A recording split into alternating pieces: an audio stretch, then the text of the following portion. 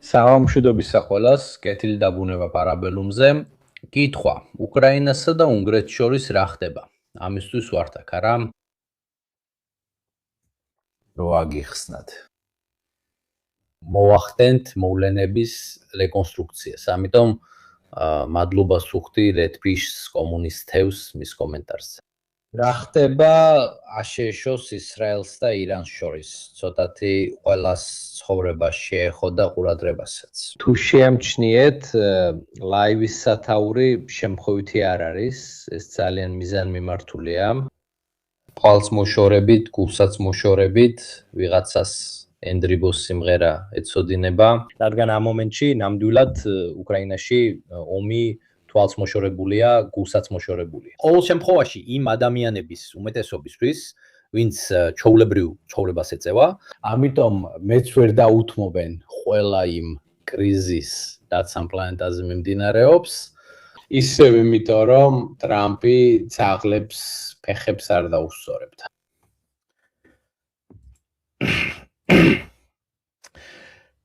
მოდი ახლა საკითხზე გადავიდეთ. უნგრეთი, უკრაინა. ეს ყველაფერი, რა თქმა უნდა, უკავშირდება იმას, რაც წინა წლებში მოხდა, როგორც უკრაინის გავლით გამავალი გაზსადენის დახურვასთან დაკავშირებით, ასევე შედარებით ახლო წარსულში განვითარებულ მოვლენებთან. რამდენიმე დღით ადრე, ვიდრე ეხლა აღმოსავლეთში მოხდა, 21 თებერვალს, დაახლოებით 23-სა და 24 შორის, უკრაინელებმა რაღაც გააკეთეს, თუ გახსოვთ ან გამოგჩათ, რადგან ირანში ომით ვიყავით დაკავებული. მათ ფაქტობრივად შეუთიეს დრუჟბას სატუმ სადგურს, რომელიც რუსეთში მდებარეობს. და სწორედ ტრანსპორტირებაზეა პასუხისგებელი ეს გაზის მიწოდება, თუ სწორად მახსოვს, რომელიც უკრაინის გავლით გადის და განსაკუთრებით უნგრეთში მიეწოდება. რა თქმა უნდა, ეს საკითხი მათ შორის დიდი ხანია დავისაგანია, ომის დაწნებიდანვე, ვფიქრობ, თქვენ ყველა მიცით ეს. ეს არის ორბანის კლასიკური პოზიციები ომთან დაკავშირებით. ძალიან ახლოსა პუტინთან, სულ მცირე, რაც შეეხება ნაციონალისტურ რიტორიკას და ინტერესებს. და ამიტომ ყოველთვის სურდა, რომ ეს საკითხი კვლავ გახსნილიყო, რათა გაზის ფასები დაიცია უნგრეთის სასარგებლოდ. არის კიდევ ერთი საინტერესო ქვეტექსტი, რომელზეც ცოტა საუბრობენ, ნახე ამაზე სხვადასხვა დოკუმენტური და ოსინთის ანალიზი. ამასობაში ეს კიდე სხვა კადრებია, ისევ დრუჟბა ერთიდან, რომელიც, როგორც ხედავთ, არ ვიცი ამ მომენტში კიდევ იწვის თუ არა, მაგრამ რამდენიმე დღის განმავლობაში, როგორც ჩანს, მდგომარეობა ცუდი იყო. ეს უთანხმოების ვაშლია, არ ვიცი უკრაინელებმა ამის გამო დაარტყეს თუ არა. ორბანთან საუბარში აღნიშნეს, რომ მისი აღდგენა აზრს მოკლებულია, რადგან უკვე დაზიანებულია. ეს განხილვა მნიშვნელოვნად გაფართოვდა ახლო აღმოსავლეთის არეულობის დაწნების შემდეგ. იმდენად, რომ არც ფიზო, არც ორბანმა დაიწყეს განცხადებების გაკეთება, რომ ზელენსკიმ განზრახ გაანადგურა დრუჟბა და ფიზო არ ცდება, რადგან უკრაინელებმა ის შემთხვევით არ დაუთხამთ.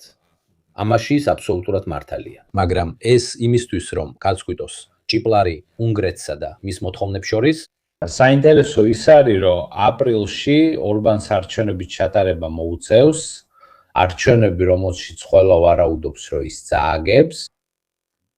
რადგან ყველა ჩატარებული გამოკითხვა მოძებნეთ აჩვენებს მის პარტიას დაახლოებით 38-39%-ზე. ხოლო მისი ოპონენტის პარტიას პეტერ მაჯარი, ან მაჯარი, თქვენ მითხარით, როგორია წარმოთქვა უნგრულად, პეტერ მაჯარო, ძალიან კარგად ჟღერს უნგრეთისთვის, თქვათ, რომ ეს კარგი სახელია კანდიდატისთვის, სხვათა შორის, ის თავისივე პარტიის წევრი იყო, რომელსაც აძლევენ 50%-ს, ასე რომ დიდი სხვაობაა. საინტერესოა, რომ ორბანიც ცდილობდა მიეღო უკრაინის მეშვეობით და გახსნით მაჯარი, კარგი, დაზსადენის გახსნის მეშვეობით. ქვეყნის შიგნით ფასების შემცირება. ეს რა თქმა უნდა იყო საარჩევნო თვალსაზრისით გასაფიდად სათქმელი, ნახეთ ფასები დაგიკელით, რაღაც ამდაგვარი. ამიტომ, თქვათ ესე, ზელენსკი, უკრაინელები და ორბანი ერთმანეთზე არ არიან შეყვარებულები. ორბანმა ასევე ბევრი პრობლემა შექმნა ტრანსკარპატიაში მცხოვრები ზოგიერთი უმცირესობის საკითხზე. მოკლედ, ძალიან აქტიურად ცდილობს პრობლემების შექმნას. უკრაინელების მხრიდან დრუჟბა ერთი სადგურზე თავდასხმის შემდეგ უკრაინული მიკროავტობუსი, რომელშიც თუ არ ვცდები, იყო 24 კილოგრამი ოქრო და სხვა თანხა, დაახლოებით 80-დან 90 მილიონ დოლარამდე ღირებულებით. უნგრეთში გააჩერეს და უნგრელებმა დააკავეს. თუ არ ვცდები, ის ეკუთვნოდა შვეიცარიულ აუსტრიულ ბანკს. ყველაზე მოკლე მარშრუტი იყო, რა თქმა უნდა, შვეიცარია, აუსტრია, უნგრეთი, უკრაინა. ამჟამად მიმდინარეობს დავა, ძალიან ძიმე სიტყვები გაცვალეს, როგორც სწორად აღნიშნავს ვინტერი. და ფაქტობრივად უნგრელებმა დააკავეს ეს ფული რაღაც სულელური მიზეზებით. რადგან ეს ფული ბანკიდან იყო აღებული, იქ მიდიოდა და ასე შემდეგ. მათ კაცებიც კი დააპატიმრეს. უკრაინელი ჯარისკაცები, რომლებიც ფურგონში იყვნენ, რამდენიმე დღის წინ გაათავისუფლეს, თუმცა დაადავეს. ეს გაგრძელდება, სანამ დრუჟბას არ გახსნიან. რაც საინტერესოა, რადგან elections უნგრეთში თითქოს სწავლობთ, მიუხედავად იმისა, რომ რუსები მათ ძალიან უჭერენ მხარს. გეუბნებოდით, არის ერთი პატარა ისტორია, სადაც რუსებს აქვთ იცონ გზა, რომ ევროპაში უნგრეთის გავლით შედნენ, საკმაოდ მარტივად. ან მათ აქვთ შეთანხმება და ასე შემდეგ.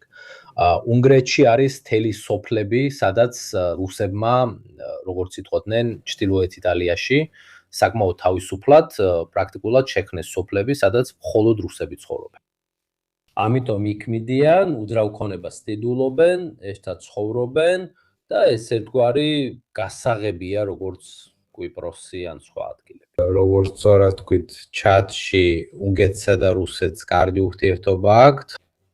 არ არის შემთხვევითი, რომ ორბანის მიერ შექმნილი სისტემა ძალიან გავს რუსი ოლიგარქების სისტემას. ანუ გადახედეთ ყველა დოკუმენტურ ფილმს, სადაც საუბარია თქვენი ევროპული ფულის გამოყენებაზე. ორბანის სახელმწიფო სტრუქტურების ნახევარი, ტელევიზია და სხვა, ნათესავებს ცოლი, ბიძაშვილი, მეგობარი ეკუთვნით. მოკლედ, მთელი ოჯახია ჩართული, ესე ვთქვათ, ვილა აქვს ზებრებით, თუ სწორად მახსოვს, ჟირაფებიც იქვე დადიან, მოკლედ ესეთი ამბებია. პატარა პუტინია უბრალოდ ევროპიდან დაფინანსებული. ამიტომ ეს კორუფციის თემა ის ცდილობს დამალოს პეტერ მაჯერის წინააღმდეგ. და არ არის, რომ პეტერ მაჯიარი მიუბრუნდით think tank-ებისა და ანალიტიკოსების მოსაზრებებს და ის ნამდვილად ნაციონალისტია. პეტერ მაჯიერსაც საკმაოდ ნაციონალისტური პოზიციები აქვს უნგრეთთან დაკავშირებით. მაგრამ უდავოდ უფრო გახსნილია, თქვათ, ევროპასთან მედიაციისკენ. მაგრამ ის არ არის ძალიან მხარდამჭერი უკრაინულ საკითხებთან დაკავშირებით. თქვათ, ცდილობს არ ისაუბროს ამაზე, ცდილობს თავიდან აიცილოს ესეთი თემები. ამიტომ საინტერესოა, რომ ორბანმა დაიწყო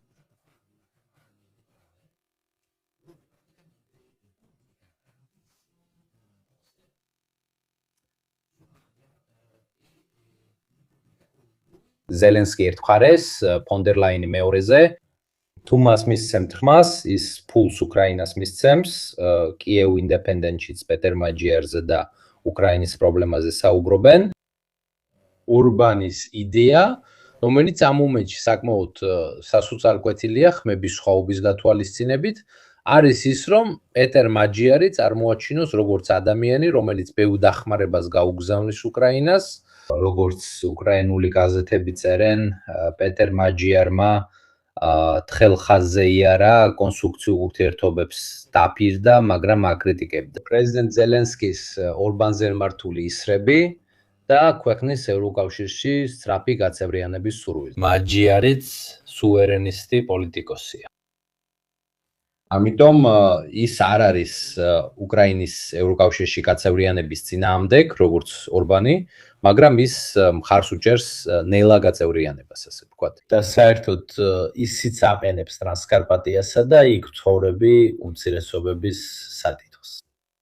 ამიტომ საინტერესოა, როგორ წალიმართება ეს არჩევნები, რადგან ისინი აპრილში ტარდება. და როგორც ვიცით, ევროპულ სისტემას უკვე საკმაოდ ბევრი ქვიშის მარცვალი აქვს თავის მექანიზმში და იმის მიხედვით ვინ დარჩება ან მოვა, ეს შეიძლება ბევრ გადაწყვეტილებაზე გავლენას მოახდენს. თქვენ გითხარით, საინტერესოა ანტიუკრაინული რიტორიკის ნახვა, რომელსაც ორბანი უნგრულად იყენებს, რადგან მას ბევრი სათმელი არ აქვს პოლიტიკურ ოპონენტზე. ამიტომ ცდილობს მას ფონ დერ ლაიენთან გაიგივოს, რომელიც აქაც არ არის პოპულარული. და ამიტომ აკეთებს ესეთ პოსტერებს, სადაც ფაქტობრივად თავად პოსტერზე წერია, თუ მათ მისცემთ ხმას, ისინი იქნებიან პრობლემა. ეს ისეა, თითქოს მელონი ან მის მაგივრად ვინმე იტალიაში, იტალიის პრობლემებზე, კამპანიის ჩატარების ნაცვლად, არ ვიცი, თუ მელონის მისცემთ ხმას აძლევთ ზელენსკის და ფონ დერ ლაიენს ან არ ვიცი შლაინს და იწყებს ასეთი პოსტერების გაკეთებას. უცნაურია, რომ ორბანი ოპონენტის საუბარში უკრაინასთან ურთიერთობებს აყოლებს. მით უმეტეს, რომ უნგრეთმა თითქმის არ გაუწია სამხედრო დახმარება. უნგრეთი ამაში არ მონაწილეობდა, გაუგებარია, რატო არის ესეთი მნიშვნელოვანი ეს დროშბა. ხაზიც, როგორც ხედავთ, უნგრეთზე გადის, რო გასაგები იყოს. ასე რომ ეს არის განხეთქილების ვაშლი ამ ისტორიაში. ეს არის საარჩევნო პლაკატები ცხაროებს შორის, ერთ-ერთ სტატიაშია, საინტერესოა, მაგრამ შეიძლება ახლა ვიბაუკიდეც. მაჯარი, ორბანი, პლაკატი საარჩევნო, რაც ამ დაგვარ. და არის ეს უცნაური პოსტერები, რომლებიც ახლა თითქმის მთელ უნგრეთის დედაქალაქშია გაქრული. ისინი სოფლებშიც ნახავთ. ყოველთვის შუაშია კანდიდატი მაჯარი, მარცხნივ ზელენსკია, მარჯვნივ კი ფონ დერ ლაიენი. ეს პოსტერებია ზელენსკი, მაჯარი და ფონ დერ ლაიენი ოქროს ტუალეტში ფულს ხრიან. აი ესეთი დონეა. ეს არის საარჩევნო პოსტერები, რომელსაც ორბანის პარტია აქვეყნებს, დიდი ბრძოლა, ესე ვთქვათ. დონე ძალიან დაბალია, პირდაპირ ვთქვათ. მოდი უფრო საინტერესო თემებზე გადავიდეთ. ბევრს ვისაუბრებთ იმაზე, თუ როგორ აისახა უკრაინის ომზე ირანის ომი. სათაური შემთხვევითი არ არის, სპეციალურად ამ საკითხებზეა შერჩეული. არსებობს 4 ან 5 ძირითადი საკითხი, რომლებიც უკრაინისთვის სტრატეგიულ შედეგებს ეხება. თუ გსურთ, მე თქვენთვის დიდი ნაშრომი დავდე, სადაც ეს საკითხები ძალიან კონკრეტულად და დეტალურად აღწერილი, უამრავი წყაროთი, შემდეგ კიდევ ერთ ვიდეოს გავაკეთეთ. მაგრამ ვთქვათ, რომ უკრაინელებისთვის ყველაზე დიდი პრობლემა ისაა, რომ ამ მომენტში უდავოდ ირანში ომი გლობალური ყურადღების ცენტრშია. არის სხვა საკითხებიც, რა თქმა უნდა, ეს ორბანის გაზის და უკრაინასთან ამ დაპირისპირების თემა. ამ კრიზისით ეს კიდევ უფრო გამთრალდება, რადგან მოთხოვნა ამ ხრივ კიდევ უფრო გაიზრდება, კიდევ უფრო მაღალი იქნება. საბედნიერო ზამთარი დასრულდა და ეს გადაურჩით, თუმცა ბენზინის ხრივ ნაკლებად გაგვიმართლა. 5 პუნქტი, რომლებიც ერთად მართლაც დიდ პრობლემას ქმნის უკრაინაში ომთან დაკავშირებით. მედიასთან დაკავშირებულ ასპექტს ვფიქრობ ყველა შევნიშნეთ. ამაზე თითქმის არ საუბრობენ, ნაწილობრივ იმიტომ რომ ფრონტზე თითქმის არაფერი ხდება, ამას პირდაპირ ეთერის მეორე ნაწილში ვნახავთ. და იმიტომ რომ ტრამპისა და ნეთანიაჰუს ნაბიჯები გლობალური კრიზისის ინტერესს იწვევს. 5 პუნქტი, ესე რომ მიზიდულობის წერტილი, ყველა ახლო აღმოსავლეთის კრიზისით არის დაკავებული. მეორე პუნქტი. როგორც ნახეთ, სპარსეთის ყურის ყველა მონარქია ითხოვს საჰაერო თავდაცვის სისტემებს. და უმეტესობა ამერიკულია, საუდის არაბეთს ამერიკული აქვს, კუვეითსაც ამერიკული აქვს, კატარსაც ამერიკული აქვს. რადალის სისტემებიც და საერო თავდაცვის სისტემები, PAC-2 და სხვა. ამიტომაც თქვენ ხვდებით, რომ ესეთ გლობალურ სიტუაციაში პრობლემა რა არის? არსებობს ძალიან დიდი მოთხოვნა და კონკურენცია ამერიკულ თავდაცვითი იარაღის სისტემებზე, ძირითადად Patriots-ზე. და რადგან Patriots-ებზე უკვე ძალიან დიდი მოთხოვნაა უკრაინის მხრიდან და მათ ბევრი არ მიეწოდებათ, გახსოვთ ის ხველები, ასევე ზამთრის თვეებში თავდაცვითი თვალსაზრისით გაცნობიერებთ, რომ თუ მოთხოვნა იქნება ტაივანიდან, სპარსეთის ყურის ქვეყნებიდან და სხვაგან, უკრაინას ბევრ ქვეყანასთან მოუწევს კონკურენცია. შემდეგ არის ტომაჰაუკების საკითხი. გახსოვდეთ, უკრაინა უკვე წელია ტომაჰაუკების მიღებას ამერიკელებისგან ცდილობს.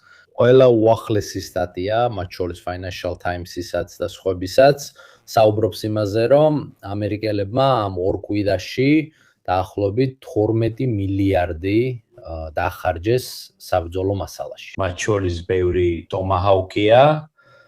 ესე რომ თუ უკვე მანამდე უკრაინელებისთვის ტომაჰაუკების მიღების შანსი უკიდურესად დაბალი იყო, ამ ამბის შემდეგ ისინი პრაქტიკულად ნულოვანია. ამერიკელებმა ტომაჰაუკის წარმოებლებს საგანგებო შეკვეთები და წარმოების მოთხოვნები წარადგინეს. ზუსტად იმიტომ, რომ მარაგები იწურება, ეს კიდე ერთი პრობლემაა. ტომაჰაუკის იმედები უკრაინაში კიდევ უფრო ქრება, მაშინ როცა შეერთებულ შტატებს მარაგები ეწურება ირანში. ეხლა არა. დაივიწყე ჟურნალისტები, მათ შორის უკრაინელებიც, რომლებიც ომით დაკავებულნი არიან, მაგრამ მაინც მარაგები არ იწურება, თორემ მაშინ ეს მარაგები აღარ იქნებოდა მარაგები კარგულ დონეზე ქვემოთ ვერ ჩამოვა. თქვათ, ვინც ხარჯვა შეძლებდა, ისინი ხარჯავენ. მივალთ შაჰედებამდეც, მივალთ დრონებამდეც, რადგან ესეც საკითხია. ამიტომ, როგორც ხედავთ, ტომაჰაუკები ამ ხრივ პრობლემა არ არის, რადგან ისინი ნამდვილად არ ექნებათ. ადრე შორეული იყო, ეხლა კი თითქმის შეუძლებელია. სხვა მნიშვნელოვანი საკითხი, როგორც ვამბობთ, ეს არის თავდაცვითი სისტემების თემა.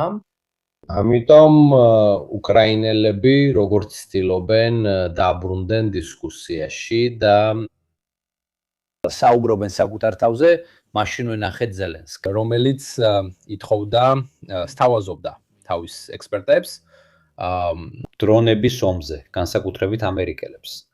თუმცა დღეს ტრამპმა არც უარყო, უბრალოდ თქვა რაღაც ფრაზა, ჩვენ არ გჭირდება, ჩვენ ვართ თავარი ექსპერტები და ასე შემდეგ. სხვანაირადაა საუდის არაბეთისა და სხვების საკითხში. როგორც ჩანს, სულ უფრო მეტი ქვეყანა კი.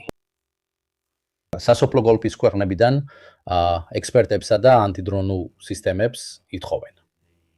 განსაკუთრებით. არამკო, რომელიც თუ არ ვცდები, საუდის არაბეთის დიდი ნავთობკომპანია, მოლაპარაკებებს აწარმოებს ანტიდრონების და სხვა თავდაცვითი სისტემების შესაძენად. მაგრამ მათთან ერთად არიან კიდევ სხვებიც, სხვა ქვეყნები. ასე რომ, თქვათ, უკრაინა ცდილობს ამ გზით ჩაერთოს ომის განხილვაში. ჩვენ გთავაზობთ სისტემებს და შეიძლება მიიღონ სესხი ან მხარდაჭერა. თუმცა საუდის არაბეთი იმ ქვეყნებს შორის იყო, რომლებმაც უკრაინას სხვებზე მეტად დაეხმარნენ. დრონების საკითხი ცოტა განსხვავებულია, რადგან რუსებმა უკვე წლებია ადგილზე შექმნეს საკუთარი წარმოება შაჰედიდან წარმოებული დრონების.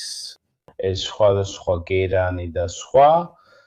ამიტომ ირანში საწარმოო ობიექტების განადგურებაც კი ნაკლებად სავარაუდოა, რომ რუსული დრონების აქტივობის შემცირებას გამოიწვევს. ეხლა ისინი სულად დამოუკიდებლად მოქმედებენ. კიდევ ერთი საკითხი, რომელიც ჩემი აზრით ყველაზე მნიშვნელოვანი და არსებითია, ამ ყველაფერს შორის ყველაზე მნიშვნელოვანი ისაა, რომ რუსეთი ეკონომიკურად სარგებლობს ამ ომით. მიუხედავად იმისა, რომ მისი მოკავშირე უკვე 2 კვირა იბომბება. დარწმუნებით შეიძლება ითქვას, რომ ეკონომიკური თვალსაზრისით რუსებს ბევრი აქვთ მოსაპოვებელი. გაითვალისწინეთ, რაც მანამდე ხდებოდა. ნავთობის ბარელი 59 რიტა. ეს იყო ყველაზე დაბალი დონე 2020 წლის ზაფხულის შემდეგ, ანუ პანდემიამდე. ეხლა ისინი $100-ზე მეტია ბარელზე, რაც 2022 წლის ზაფხულიდან ყველაზე მაღალია.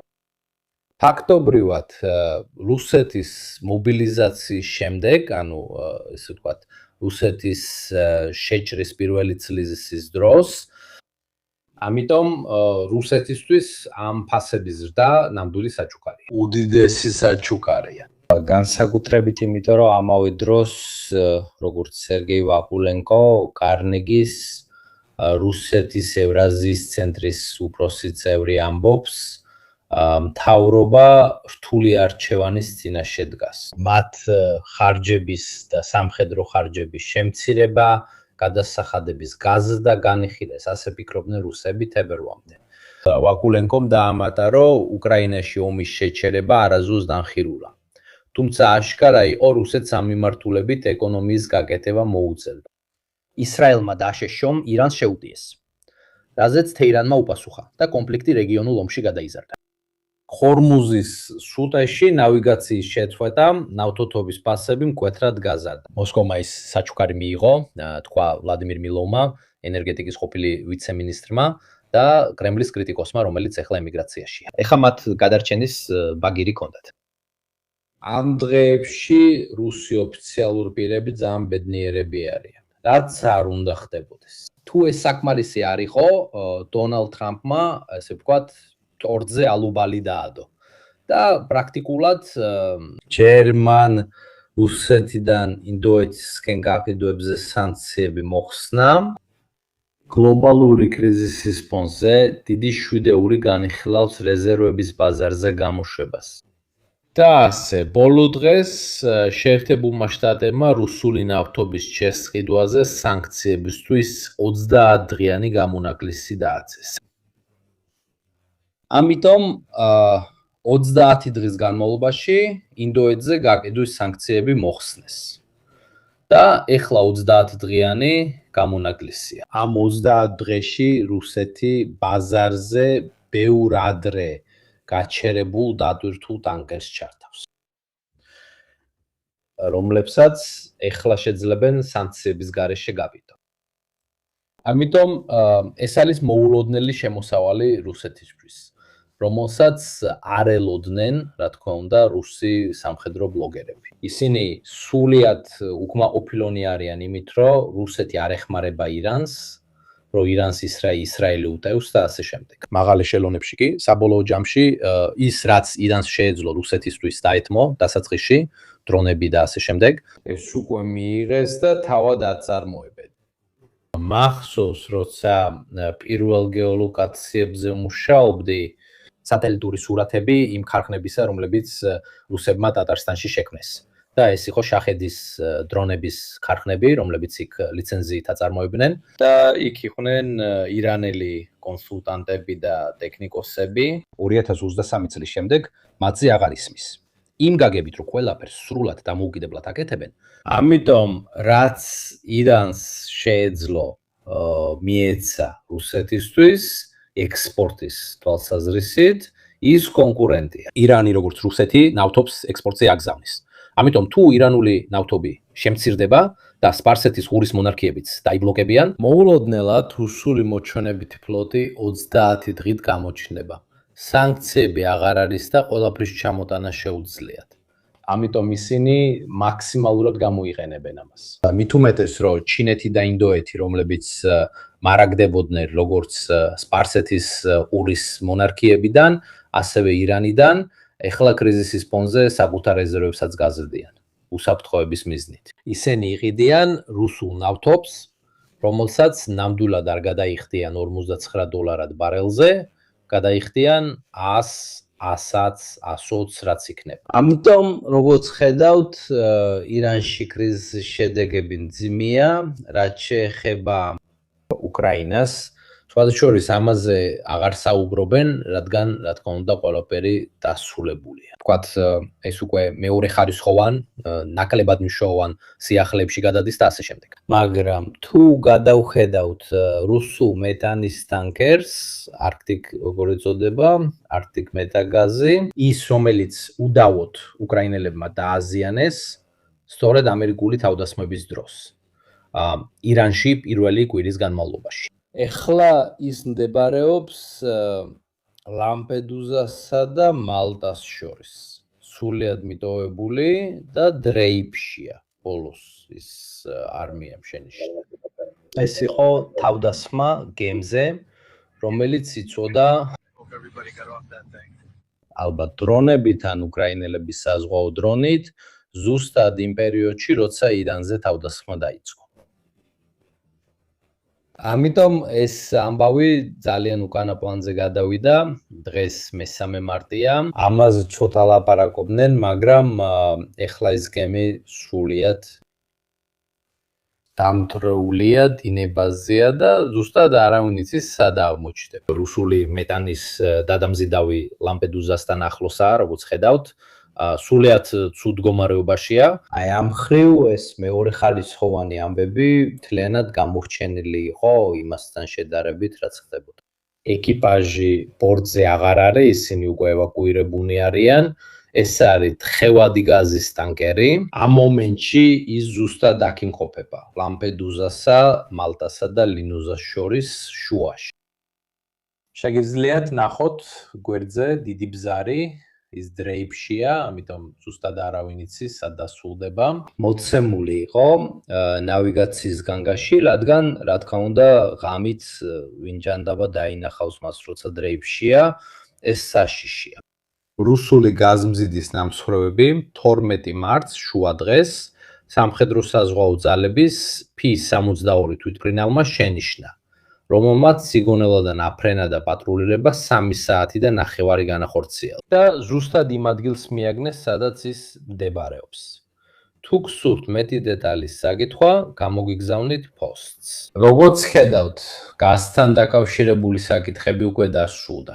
გაზი აორთქლდა. იმაშია საქმე, რომ მე ქიმიურ საკითხებში ექსპერტი არ ვარ, მაგრამ ვარაუდობ, რომ წნევის ქვეშ გათხევადებული გაზი, თუ ყველაფერი არ დაიცვა, უმეტესობა ჰაერში გაიფანტა. როცა მალტასთან ახლოს იყო დაზიანებული, არც ხომალდის რომელიმე ნაწილს, ისევ აქვს თუ არა, თქვათ, როგორ ეწოდებათ, კასრებს, წნევით სავსე გაზის კონტეინერებს, რომლებსაც ხომალდთან ერთად ჩაძირვა ემუქრებათ. თუ ყველაფერი დაიკარგა, დაიცვა და ასე შემდეგ. ამას ვნახავთ. ასე რომ ეს პატარა დეტალია, რომელიც პირადად ჩვენ გვეხება. ბრაქსასის გადარჩენა ნაკლებად სავარაუდოა, ფოტოებზე ჩანს, რომ გვერდი მთლიანად ღია. გამიგულდა, რომ ჯერ კიდევ ტივტივებს.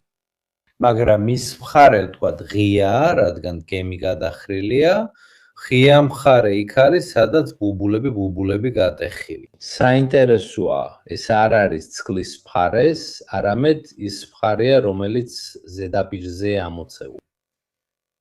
თუ ასე არ იქნებოდა, გემი დიდი ხნის წინ ჩაიძირებოდა. აი არა, ის პირდაპირ არ აფეთქებულა, მას დაარტყეს, ცეცხლი გაუჩნდა, მაგრამ აფეთქება არ ყოფილა. ის გავდა ბომბას, რომელსაც ცეცხლი წაეკიდა და გაზს უშვებდა, მერე კი ჩაქრა. თავისი მხრიდან ალბათ დიზელი ან აუზებში რაღაცები აქვს, რაც ჩვენთვის შეიძლება პრობლემად იქცეს. ნელ-ნელა მიუახლოვდები სამხედრო საკითხებს და რუკის განახლებას. ეთერი დიდხანს არ გრძელდება, რადგან მნიშვნელოვანი სიახლეები არ არის. ამასთან დაკავშირებით არსებობს ერთი საინტერესო რამ, რომელიც აჩვენებს, რომ ყველაფერი ერთად უნდა განვიხილოთ. თუ გახსოვთ, ბოლო თვეებში, გარდა ამ უკრაინული კონტრშეტევებისა, რომლებმაც დაიბრუნეს ტერიტორიები, რომლებიც ისედაც სადავო იყო და რეალურად რუსების კონტროლის ქვეშ არ ყოფილა, დიდი მოვლენები, დიდი მექანიზებული მანევრები ან შეტევის დიდი ცდელობები არ ყოფილა. აბსოლუტ უკიდურესი სიცივე. გაიხსენეთ უკრაინიდან ლაივი გაკინული საბლით -20, 25, 30 გრადუსზე, განსაკუთრებით თუ ჰაერში 100 მეტრზე ხარ, თერმული გათხრა-ძლიერია, დრონების ბატარეები ძალიან სუსტად მუშაობდა ან ფუჭდებოდა. რამაც დრონების მოქმედება შეზღუდა და ორივე მხარისთვის ოპერირება რთული გახდა. იანვარსა და თებერვალში ბევრი არაფერი მოხდა, ეხლა კიდევ ერთი საკითხი დამატებულია. ეს საინტერესო საკითხია, ის რომ ოპტიკურ-ბოჭკოვანი კაბელები უკრაინელებისა და რუსეთის მხრიდან დიდი მოთხოვნის გამო ფაქტობრივად იზრდება.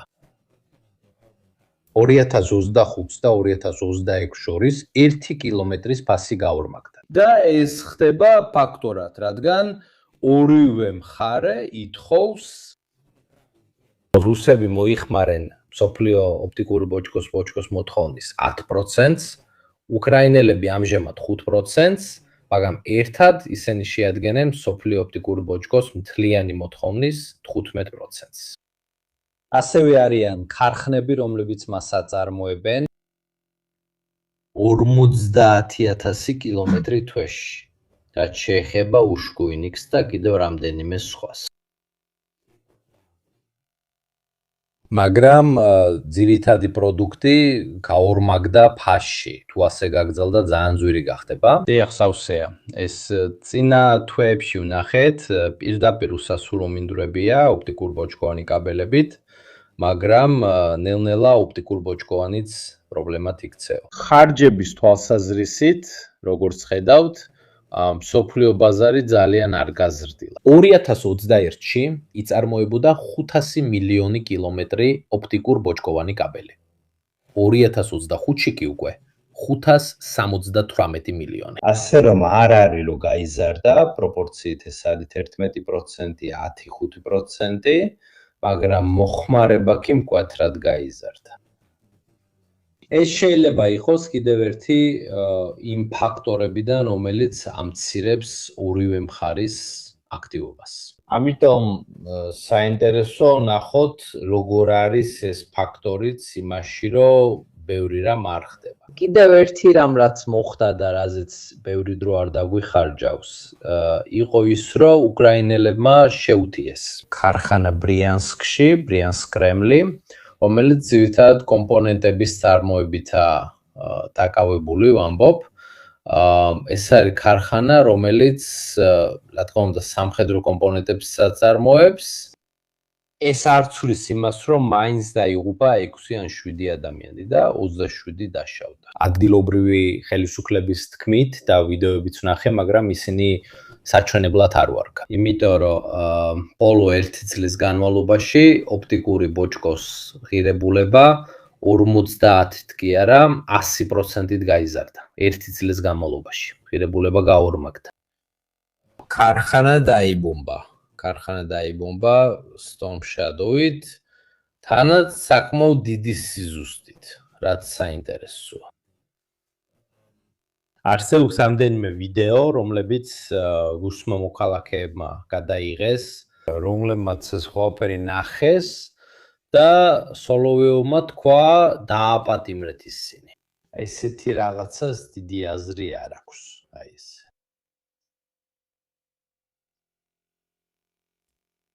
ამიტომ ყველა ვიდეო, რასაც ვხედავთ, რუსების გადაღებულია. სხვანაირად ისინი გაბრაზდებოდნენ. ამბობს არაპატრიოტულია, ეს ყველაფერი აჩვენეს და თავდაცვის ნაკლებობაზე იჩივლეს. როგორც ჩანს, ეს უნიშნელო ქარხანაა, მაგრამ სინამდვილეში. ისევ რუსები ამბობდნენ, რომ მათ მიერ გამოყენებული კომპონენტების დიდი ნაწილი სწორედ იქედან მოდის. ამიტომ ეს გარკვეული მნიშვნელობის სტრატეგიული ობიექტია, როგორც რუსებმა აღიარეს. ასევე ნახავთ განცხადებებს ზოგიერთი ინჟინრისგან, რომლებიც იქ მუშაობდნენ.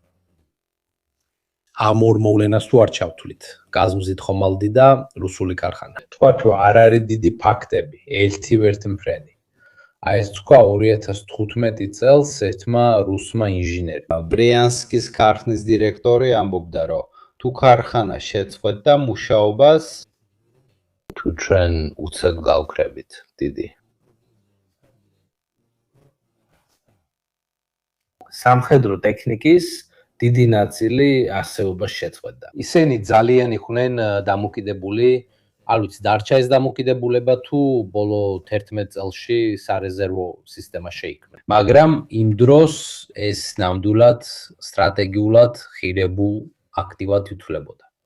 ასე რომ ნახავთ, ექნება თუ არა ამას გრძელვადიანი გავლენა, ესეთი რაღაცები, მხოლოდ ძალიან ბევრი თვისთვის შემდეგ ხდება გასაგები. თუ მოულოდნელად ვამჩნევთ გარკვეული სამხედრო აქტივის გამოყენების შემცირებას. რადგან რა თქმა უნდა ასევე არსებობს უამრავი მარაგი, ეს არის სატელიტური სურათები მანამდე და შემდეგ.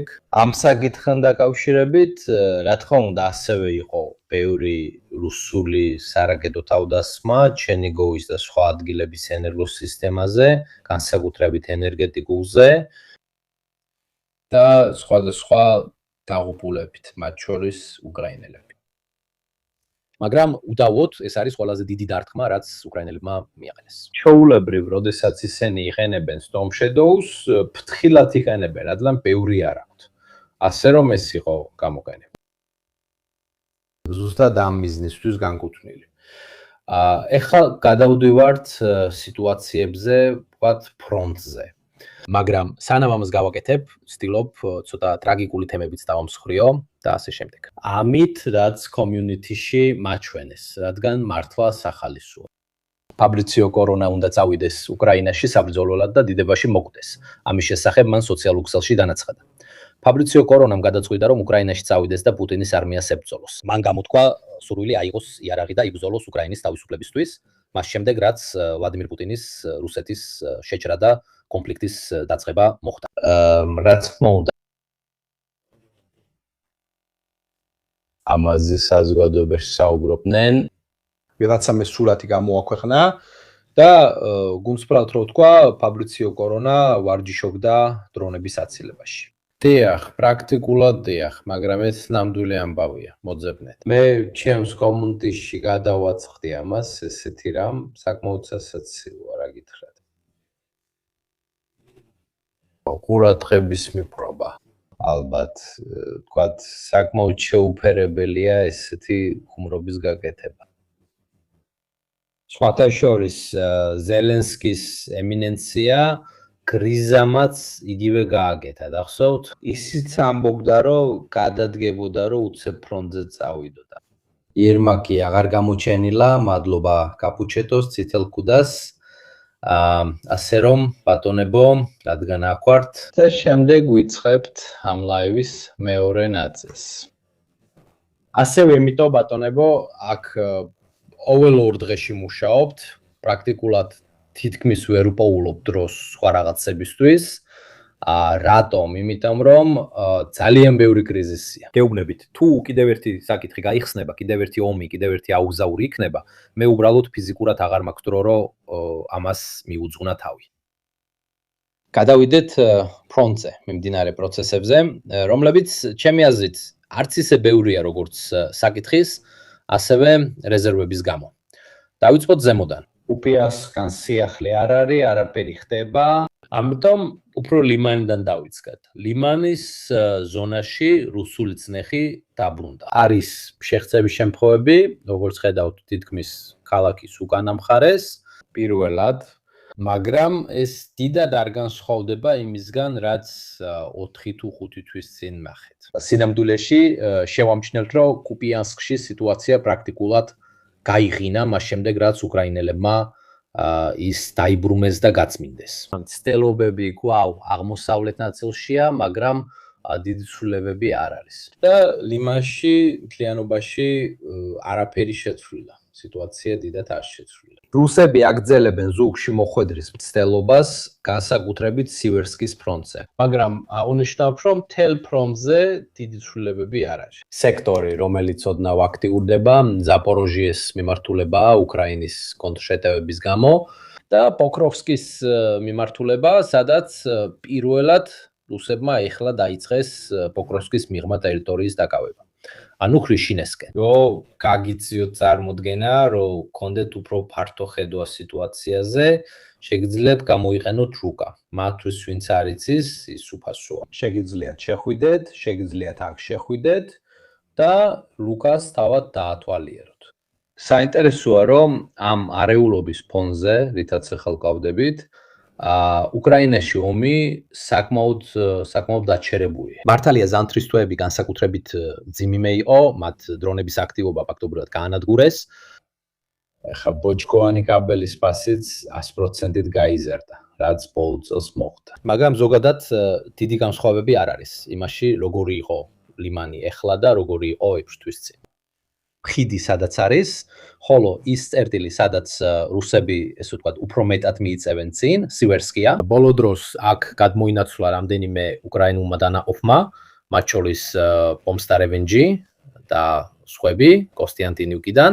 შენიშნეთ, რომ პირველად რუკაზე ჩნდება კრამატრუსისა და სლოვიანსკის სახელები, ანუ ამ ზონაში რკალი იკეტება, რადგან მათ ლიმანიდან ვერ გადიან. ეს იდეალური ზონა არ არის, რადგან აქ ტყეებია და სივერსკი დონეცის მდინარე, თუ არ ვცდები, ასე ქვია, რაც საუკეთესო არ არის.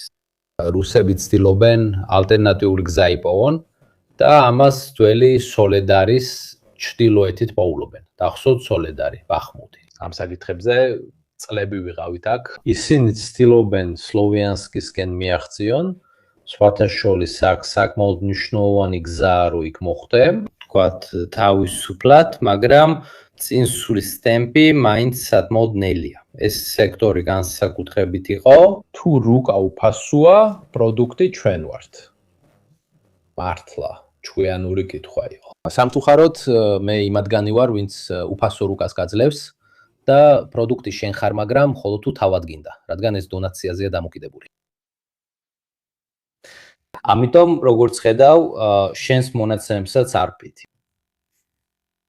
ამიტომ ამ ზონაში აქ უკრაინელებს, რომლებსაც ყოველთვის იგივე დანაყოფები ყავდათ, გახსოვთ მე-118 მთის ბრიგადა 81-55-4. ეხლა ცოტა გამაგრებას იღებენ, მაგრამ დიდი ცვლილებები არ არის.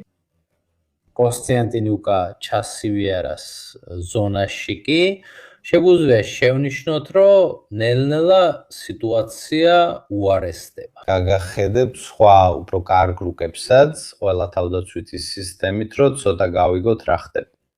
ეს ამ ზონის თავდაცვითი სისტემა. კრამატოსი, სლოვიანსკი, ლიმანი, შეგიძლიათ ნათლად ნახოთ, სად ცდილობენ რუსები ზუგდიდან მისვლას. და ხედავთ, რამდენად ჩახლართულია უკრაინული თავდაცვითი სისტემები ამ ტერიტორიაზე. გაითვალისწინეთ, რომ კრამატოსისა და სლოვიანსკის უკანაც ეხა ბევრი რამ აქვთ განვითარებული. დიახ, ფრონტი ვიწროვდება, ოჩახ პაოლო ბონორეტი, რომელმაც ეს შენიშნა. რაც უფრო ვიწროვდება ფრონტი, მით უფრო იზრდება უკრაინის შესაძლებლობა შიდა ხაზებზე იმოძრაოს. თუმცა ასევე იზრდება თავდამსხმელთა რაოდენობაც. არსებობს დადებითი და უარყოფითი მხარეები, მადლობა პაოლო კითხვისთვის. ფრონტის ვიწროვებაზე ორივე მხარეა. დადებითი რა არის? მოწინააღმდეგის წინსვლის მიმართულებები აშკარაა. ოროგრაფიულად ჩანს დინარე და გზა, რომელიც ლიმანს კრამატორსკსა და სლოვიანსკს აერთებს. მეტნაკლებად იცის, სად შეიძლება მივიდნენ რუსები, ისინი ვერ შეძლებენ ლიმანის სულად შემოვლას ჩრდილოეთიდან. რადგან ეს ტერიტორია ჭაობიანია, ტყეები, მდინარეები და ასე შემდეგ. მეორე ფლანგზეც იგივეა. ამიტომ შეტევის მიმართულებები აშკარაა. ამიტომ დამცველები კონცენტრირდებიან და ახერხებენ მეტი პერსონალის მიყვანას. თუ მხოლოდ იმ ტერიტორიას დაიცავ, მაგრამ ამავე დროს თუ იქ მეტ პერსონალს დააყენებ, უფრო მეტ ზიანს მიიღებ. როცა მოწინააღმდეგე დაგბომბავს ან ჰაერიდან, გლაიდერებით, ან სახმელეთო артиლერიით, ყოველთვის ხდება გაცვლა. გამოკვეთილია ძალების კონცენტრაცია თავდამსხმელთან და დამცველთან. ისინი იკუმშებიან, თუმცა ასევე მციზდება დანაკარგები, რადგან ადამიანები, ტექნიკა და ცეცხლი პატარა ტერიტორიაზე კონცენტრირდება. საინტერესოა, რომ ფრონტი საკონძო წერტილებზე ვიწროვდება. აქ კიდევ უფრო კარგად ჩანს რუსების წინსulis მიმართულებები ჩრდილოეთით, როგორც ხედავთ, სოლედარის ჩრდილო-დასავლეთით, კრამატორსკი. აქვე ვართ, გაითვალისწინეთ, რომ აქ არხია, ეს არხი დიდი არაა, ამიტომაც ძლიერი თავდაცვა არ არის. უკრაინის მიერ შექმნილი თავდაცვითი სისტემები ბევრად უფრო მნიშვნელოვანია, ვიდრე რამდენიმე მეტრიანი პატარა არხი, ასე ვთქვათ.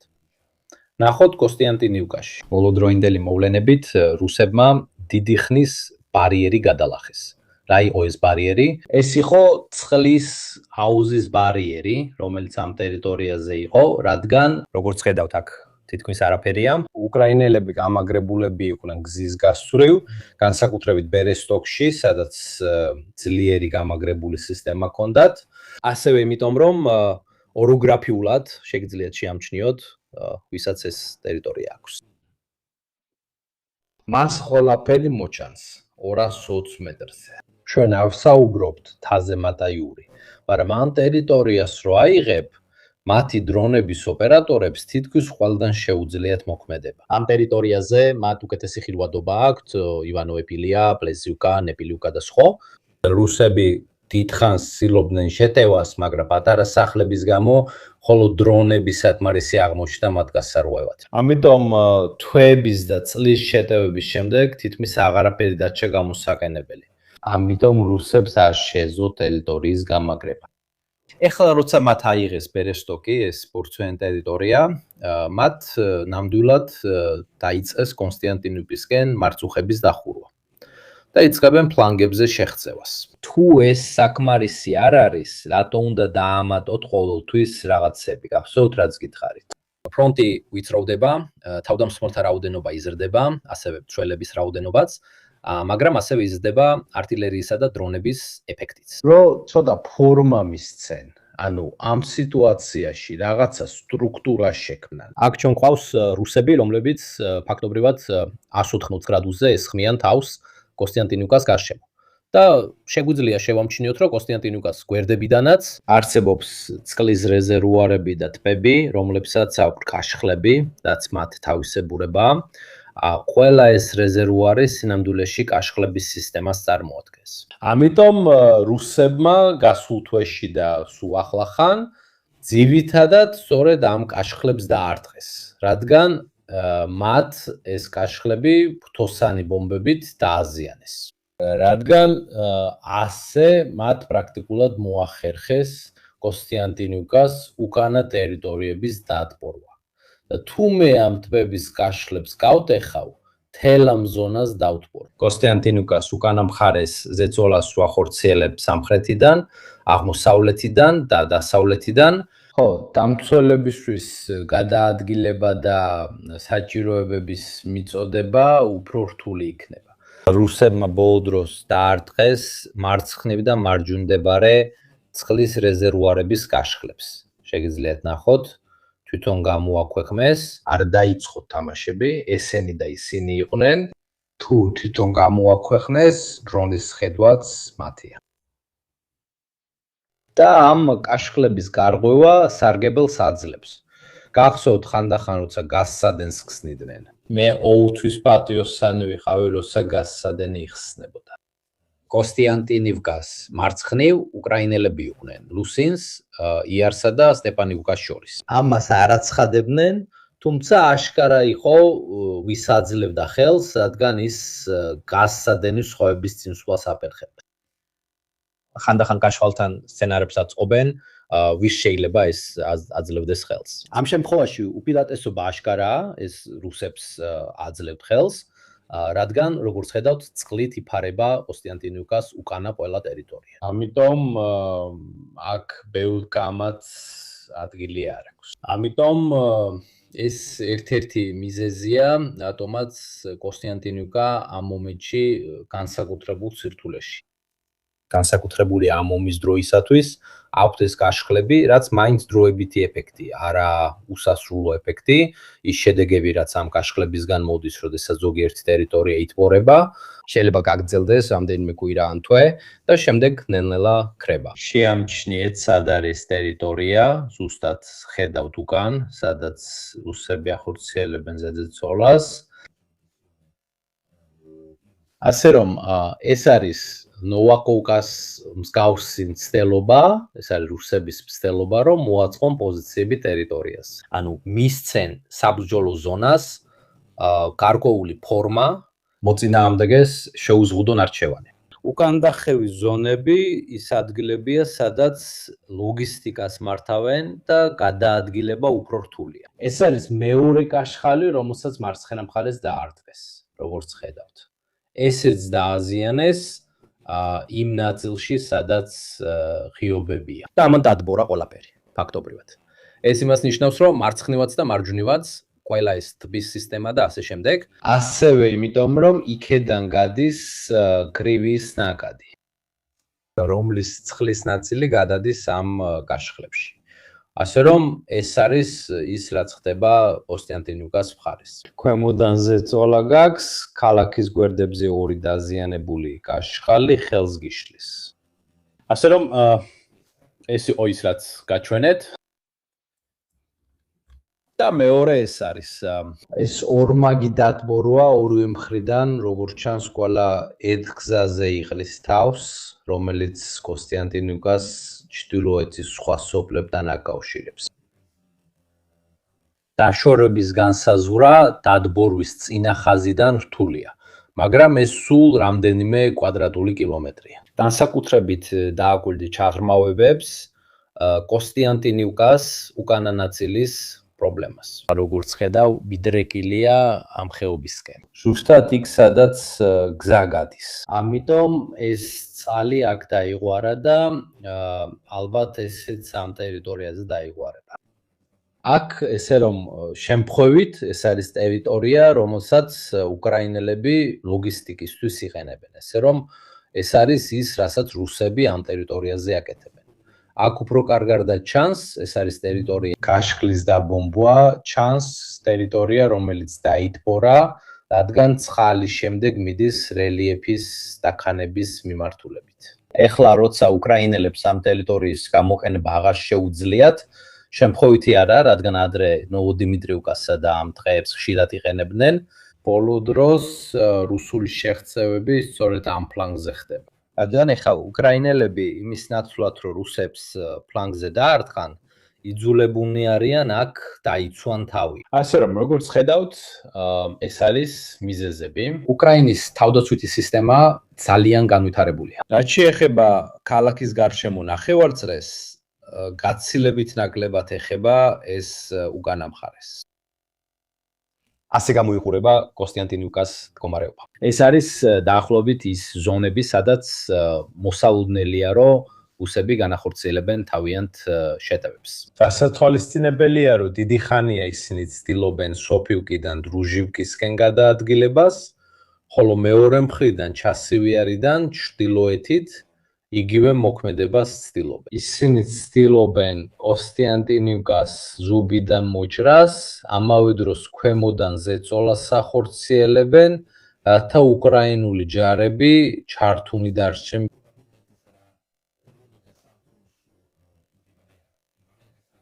ალბათ კოსტიანტინიუკას ქრონიკებს ვნახავთ. რაც შეეხება მთელ იმ პერიოდს, სავარაუდოდ ვიხილავთ რამე მსგავს, როგორც პოკროვსკი მოხდა, გში მოხდა. რუსები მომდევნო 4-დან 6 თვემდე ჩულ ტაქტიკას გამოიყენებენ, ქვაბს შექმნიან და მართვადი ბომბებით გაანადგურებენ ყველაფერს. თუ ტერიტორიას ვერ აიღებენ ან გვერდიდან ვერ შემოვლენ.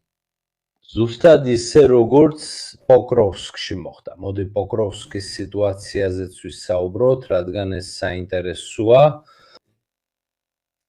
მოდი ვნახოთ. ბოლო დროს რუსები პოკროვსკიდან გამოვიდნენ და ხრიშინეს შევიდნენ. ეს პირველი შემთხვევაა, როცა რუსებს ხედავთ. გახსოვთ დუს დანაყოფები ჩამოვიდნენ. იყო მთელი ზამთრის პერიოდი, როცა რუსებმა ბევრი არაფერი სცადეს, მას შემდეგ რაც აიღეს მირნორადი, პოკროვსკი და როდინსკეს ნაწილი, ბოლო დროს კი, განსაკუთრებით ბოლო 4-5 დღეში, მას შემდეგ რაც ბევრი ბომბდამშენი ბომბით დაბომბეს რიშინე, რომელიც პატარა სოფელია, პატარა დაჩებით, რუსებმა შეძლეს მისი აღება. უმეტესობისთვის სინამდვილეში ამ რეგიონში უკრაინული ძალები უკან დახევენ. ასევე იმიტომ რომ როგორც ხედავთ, აქ არ არის დიდი ურბანული აგლომერაციები, ამიტომაც რთულია თავდაცვის ორგანიზება. აქ მათ ახალი თავდაცვითი სისტემები შექმნეს. მაგრამ ხრიშინეში არის უამრავი გეოლოკაცია, განსაკუთრებით ქვეითების, რუსი ქვეითების, რომლებიც სხვადასხვა დრონით ზიანდებიან. მირნოხრადი, პოკროვსკი, ხრიშინე, როდინსკე, დობროპილი. როგორც ხედავთ, ეს არის პირველი შემთხვევა, როცა ისინი გამოდიან. ალბათ ისინი დობროპილის აღებას და კიდევ ერთი ყვავის შექმნას შეეცდებიან, როგორც ადრე ვნახეთ. ყველა შემთხვევაში რუსები მეტნაკლებად ერთნაირად იქცევიან, ყოველთვის ცდილობენ ქალაქს გვერდებიდან შემოიარონ. მუდმივი ზეწოლის შენარჩუნება, რათა უკრაინელები ჩართულნი დარჩნენ, უკრაინული პოზიციების იდენტიფიცირება იქ, სადაც ისინი წინააღმდეგობას უწევენ, მათი დაბომბვა პლანირებადი ბომბებით, ტექნიკა ყოველთვის ერთნაირი, მეთოდური, ნელი და ძვირადღირებულია. მირკო დაბალბიუჯეტიანმა დრონებმა რევოლუცია მოახდინეს ომში უკრაინის ველებზე. იქნებოდნენ თუ არა ისინი ეფექტური მთიანი რაში, სადაც რელიეფი და ხილვადობა განსხვავებულია. დიახ, რადგან ეს დამოკიდებულია იმაზე, რა სიმაღლეზე იმყოფები. თუ შენ ზემოთ ხარ და დრონებს იყელებ, ნამდვილად დიდი უპირატესობა აქვს. განსაკუთრებით თუ ხარ მღვიმეებში ან მსგავს ადგილებში, თუმცა შემდეგ ანტენებისთვის კაბელები უნდა გქონდეს და ასე შემდეგ. საქმე ისაა, რომ კლდოვან ადგილებში ნაკლები ხია, განსაკუთრებით ირანის რეგიონებში. შეამჩნიეთ, ამ მთებში დამალვის ადგილები ცოტაა, რადგან უღრანი და მეჩხერია. დრონებისგან გაქცევა რთულია კლდოვან და მთიან ადგილებში. პარადოქსია, მაგრამ თუ რამეს უნდა არიდო თავი, ეს უფრო მარტივია ბარში ან ტყეში, რადგან თავისუფლად გადაადგილდები. წარმოიდგინე გაქცევის ერთადერთ გზაზე, როგორ უნდა არიდო თავი რაიმეს. თუ მაღლა ხარ, გაქცევა მხოლოდ დაბლა შეგიძლია, ხოლო თუ მაღლა ასვლას ცდილობ, ნელა მოძრაობ და ამიტომ ბევრად უფრო ადვილად პროგნოზირებადი ხარ. გაითვალისწინე, რომ ირანის მთები მაღალია, ეს არის 2-3-4000 მეტრიანი მთები. ეს ნამდვილად კარგი რელიეფი არ არის და კლდეებში ცოტა ორმოა, როგორც ციგნებში დავწერდი. ამიტომ ეს კარგი რელიეფი არ არის. პატიოსნად რო ვთქვათ, სამხედრო თვალსაზრისით თუ შეხედავთ, ირანი ცოტათი მოგაგონებთ. მორდორი შეხედეთ მთის ქედებს. არ ვიცი, შთაგონებული იყო თუ არა ტოლკინი ბეჯდების ბრძანებლით, როცა მორდორი შექმნა. თუ გახსნით შუახმელეთის რუკას და ნახავთ იმ ადგილებს, სადაც საურონი იყო, შავი ციხესიმაგრე, ბარადური და ასე შემდეგ და შეხედავთ ირანის რუკას. ჩვენი ქვარც, ანუ თებით გარშემორტყმული, ესე რომ შეჭრის თვალსაზრისით ირანის დაპყრობა უკიდურესად რთულია. ეს ერთ-ერთი ურთულესი რელიეფია, სადაც არმია შეიძლება აღმოჩნდეს. ომის 90% ამაზეა დამოკიდებული. ირან-ერაყის ომი ძირითადად მთების ძირას მიმდინარეობდა, ერაყისა და ირანის საზღვართან. ბრძოლა მიდიოდა სწორედ ბორცვიან ზონამდე, რომ წარმოგიდგინოთ, თუ აქ ერაყი იქნებოდა, აქ იბრძოდნენ, აქ. თუ ჩვენ დავდებთ რუკას, ირანის რუკას, გეოგრაფიას, ის მთლიანად მთებით არის გარშემორტყმული, დაბლობების შიგნითაა, ესე რომ ამ მხრივ ძალიან გავს. ამიტომ ეს ტერიტორია უკიდურესად არასასურველია მათთვის, ვისაც შეჭრა სურს. და როცა შიგნით ხარ, მოწინააღმდეგეს, რომელსაც ყველა სამალავი და სხვა რამ აქვს, შეუძლია სიმეტრიული სტრატეგია გამოიყენოს, რომ შიგნით დაგარტყას. როცა შიგნით შედიხარ იმ ველზე, ქალაქის ან ქვეყნის შიგნით, პრობლემა ისაა, როგორ უზრუნველყოფ ლოგისტიკას ასეთ რელიეფზე. ირანში შეიჭრები, ამ ზონაში შედიხარ, რაღაც სამკუთხედში, წარმატებებს გისურვებ შენი ოკუპაციური არმიის ლოგისტიკის უზრუნველყოფაში. მოწინააღმდეგეები მთიან სისტემაში შეიძლება იმალებოდნენ, რომელიც 360 გრადუსზე გარშემოა. ირან ერარის ომი აქ შეჩერდა.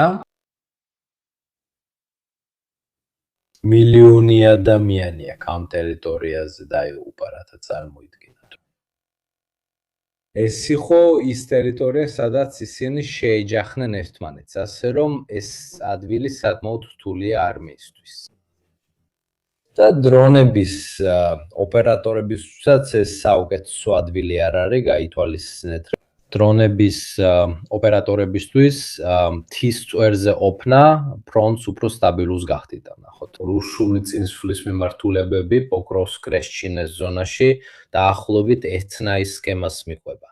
დაიკავონ რუდინსკი, დაიკავონ კრეშჩინე, სცადონ შიდა ზონების გადაჭრა. ასე რომ ცვლილება მცირეა. თუ ცოტა უფრო სამხრეთით გადავინაცვლებთ პოკროვსკიდან, ნოვოპავლიკის ზონაში არსებობს ახალი რუსული შეღწევები, როგორც შეიძლება. მგონია ეს რუსების მესამე ან მეოთხე მცდელობაა ნოვოპავლიკის აღების. ბოლო ჯერზე მათ ნახევარი აირეს. ხედავთ, მდინარითაა დაყოფილი, ნახევარი ჰქონდათ აღებული. მექანიზებული შეტევით მათ ჯარი გადააგდეს, მაგრამ უკრაინელებმა ისინი დააბრუნეს უკან. დაახლოებით დასული წლის ოქტომბერ-ნოემბერში და შემდეგ ისინი უკან დაბრუნდნენ.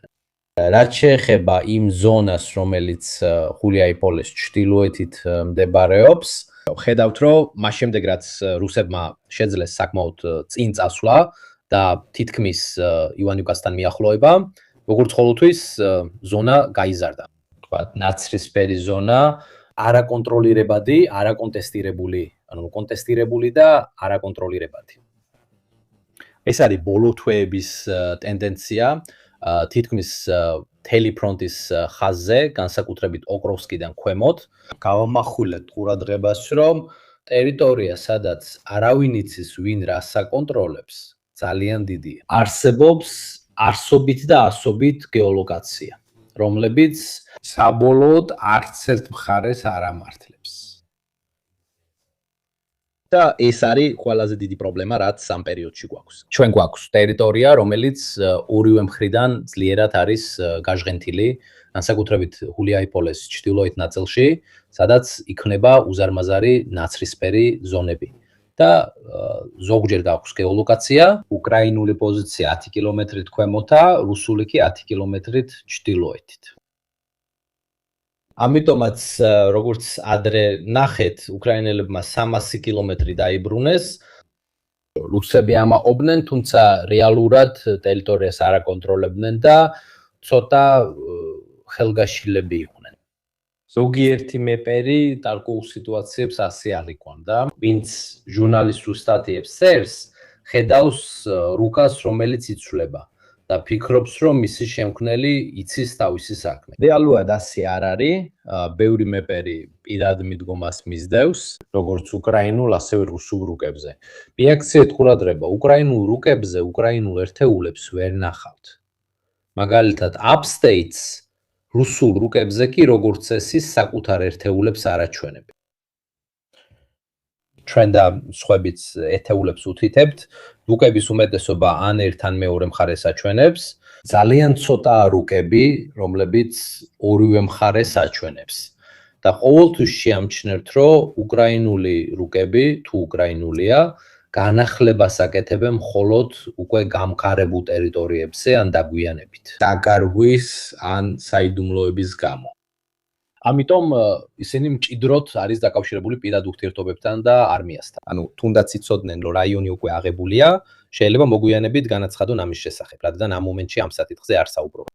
რუსული რუკები ხშირად აჯარებენ მიღწევებს. შეამჩნიეთ, ბევრს არც კი აქვს მონიშნული ნაცრისფერი ზონა, მხოლოდ კონსოლიდირებულზე საუბრობენ.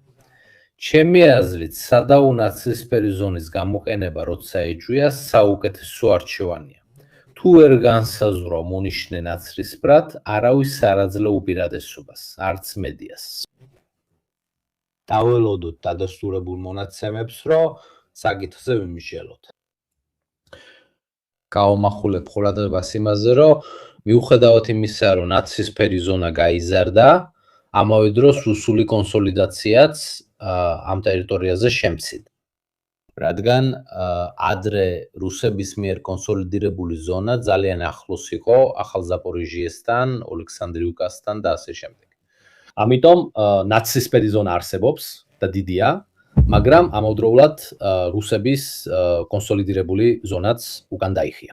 თუ გახსოვთ, ისინი ხულაიპოლეს ჩრდილოეთით იყვნენ, ბოლო პერიოდში კი უკვე ტერნუატეში შედიოდნენ. მანამდე სანამ ეს უკრაინული კონტრშეტევების აუზაური დაიწყებოდა. იყო დებატები მეპერებს შორის ტერნუატეს შესახებ. რუსები უკვე აჩვენებდნენ ლოკაციებს ტერნუატეში, უკრაინელები კი ამბობდნენ, არა, ეს სიმართლე არ არის. ესე რომ ზოგადად კი ნეიტრალური ზონა დიდია, მაგრამ რუსების გამაგრებული ტერიტორია უფრო უკანა. ამიტომ ყოველთვის ფრთხილად უნდა ვიყოთ ასეთ საკითხებში, რომ სერიოზულად მივუდგეთ და ზედმეტად არ მივაწეროთ რომელიმე მხარეს. როცა დარწმუნებულები არ ვართ, გადავდივართ იმაზე, რაც ქვემოთ ხდება, განსაკუთრებით ჰულიაიპოლეს სექტორში, რომელიც ალბათ ყველაზე მეტადაა արտიდროუნულ ტექნოლოგიების გატიდვა ემირატებსა და ევროპას შეიძლება მნიშვნელოვანი შემოსავლის წყარო იყოს. არ ვიცი, ეს სუპერ ჯვირადღირებული სისტემები არ არის, მილიარდებს ვერ იშოვიან. 1 ან 2 მილიარდით შეიძლება თუ ყველა ქვეყანას მიყიდი, ან რამდენიმე ასეული მილიონი. ამიტომ, მაგრამ ეს არ არის რაღაცა ისეთი, რომ თქვა, აი ეს არის შემოსავლის წყარო, არ ვიცი რა დონეზე. ანდრეა ბელტრამე, ჩემი აზრით, უკრაინელებისთვის უფრო საინტერესოა ირანის საკითხში ჩართვა, რომ შესთავაზონ თავიანთი დახმარება, მაგალითად ცესხების მისაღებად და ასე შემდეგ. თუმცა უკრაინისთვის უფრო მნიშვნელოვანია იყოს ახლო აღმოსავლეთის კრიზისის განხილვის ნაწილი, ვიდრე მიიღოს 50 მილიონი ამისთვის. ანტიდრონები და მსგავსი მოწყობილობები განსაკუთრებით მნიშვნელოვანია. ასე რომ, როგორც ვხედავთ, ბოლო დროს ბევრი რამ შეიცვალა, რუსები ხელახლა იკავებენ და აძლიერებენ ზოგიერთ ტერიტორიას, რომლის შენარჩუნებაც ადრევე შეძლეს.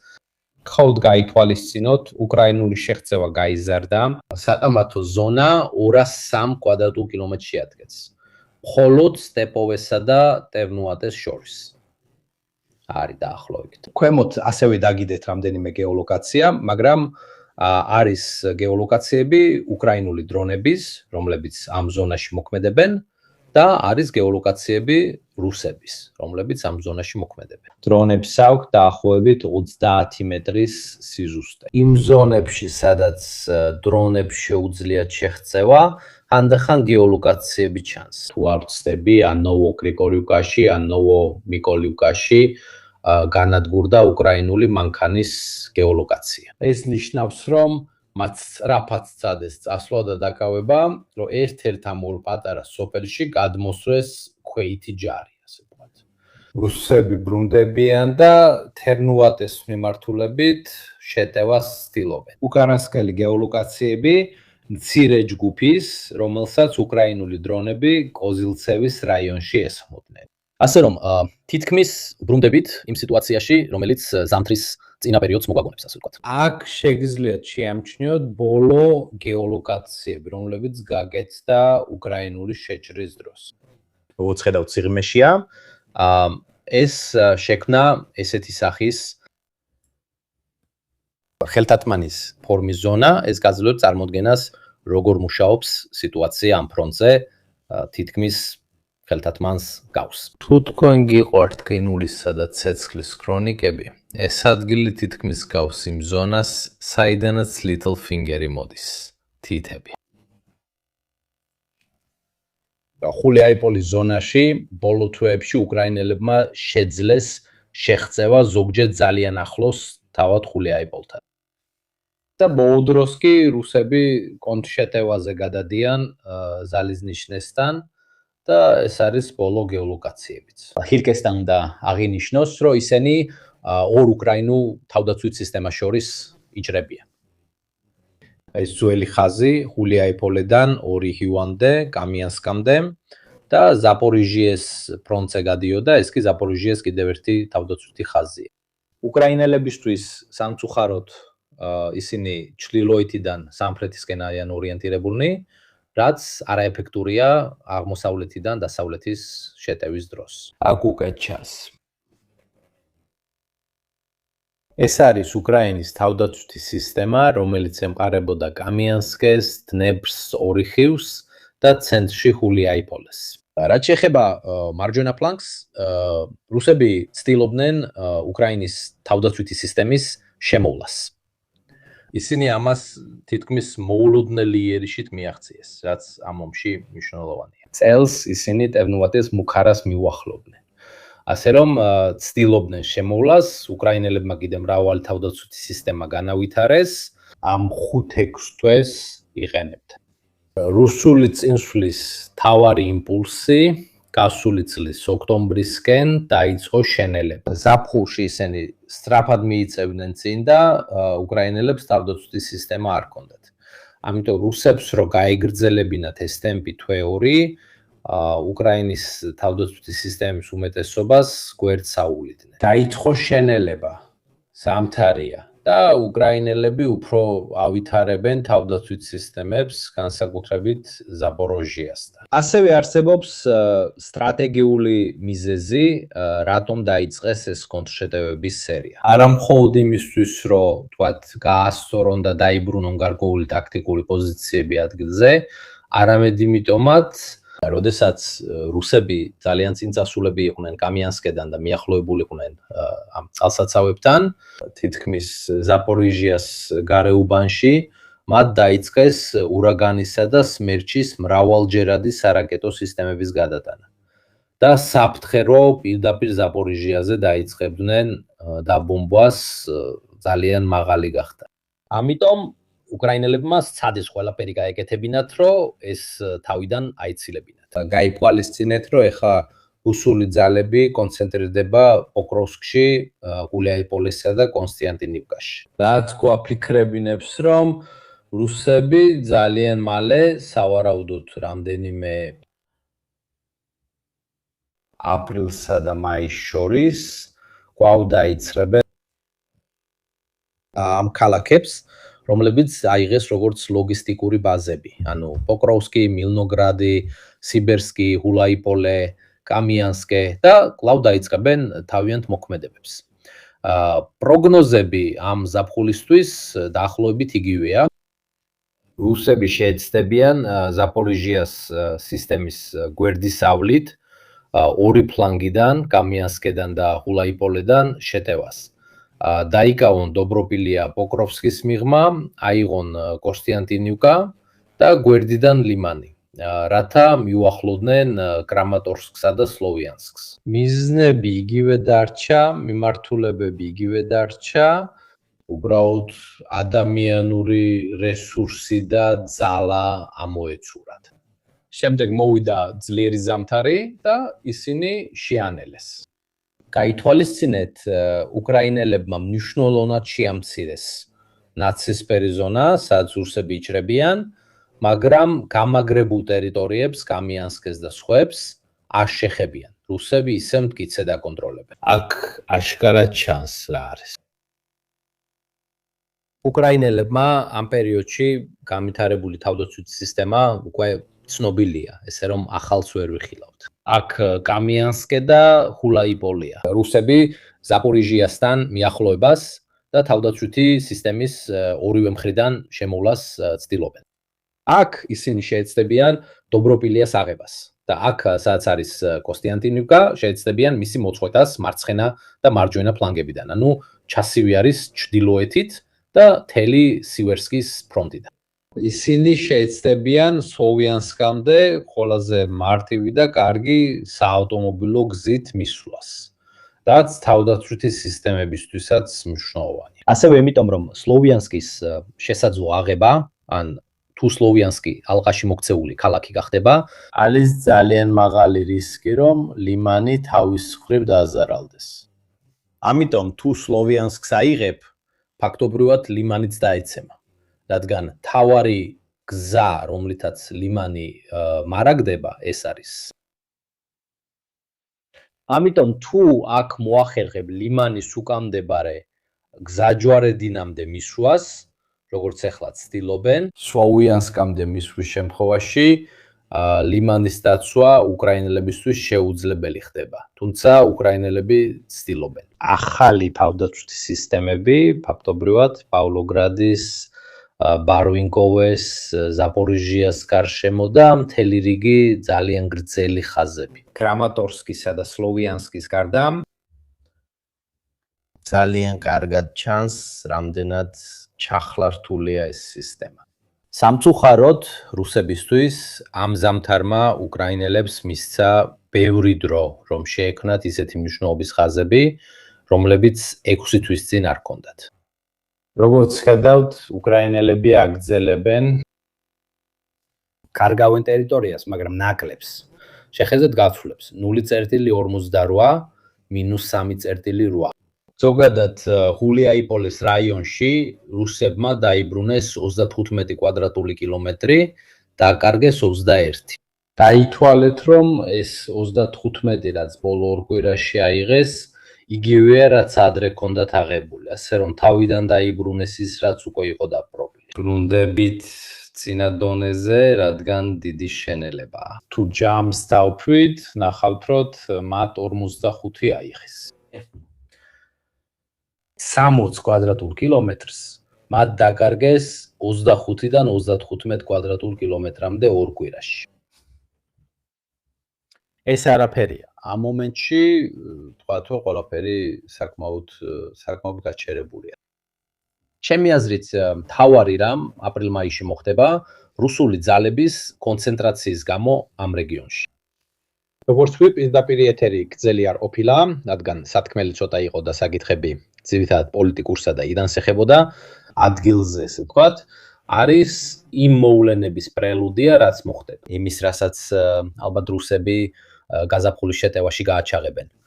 მიმართულებები და ტაქტიკური სიტუაციები მეტნაკლებად იგივეა. უკრაინელები კონტრშეტევებს ახორციელებენ, რომ მდგომარეობა გააუმჯობესონ და რუსებს ტერიტორიის დაბრუნება ორჯერ დაუჯდეთ. ჩვენ ბატონებო დაბრუნდებით, ან კვირას, თუ შევძლებ, თუ არა, ორშაბათს ან სამშაბათს ირანის გას, ირანის განახლებაზე. რატო გრძელდება? მოდი შევინარჩუნოთ მოკლე, რომ იხოს გამოყენებადი თითქმის როგორც ტელერეპორტაჟი იმისა, რაც ხდება. მაშასე, მადლობა ყველას, ბატონებო და ძალიან მალე შევხვდებით. კარგი კვირა მათ, ვინც მოგვიანებით გნახავს.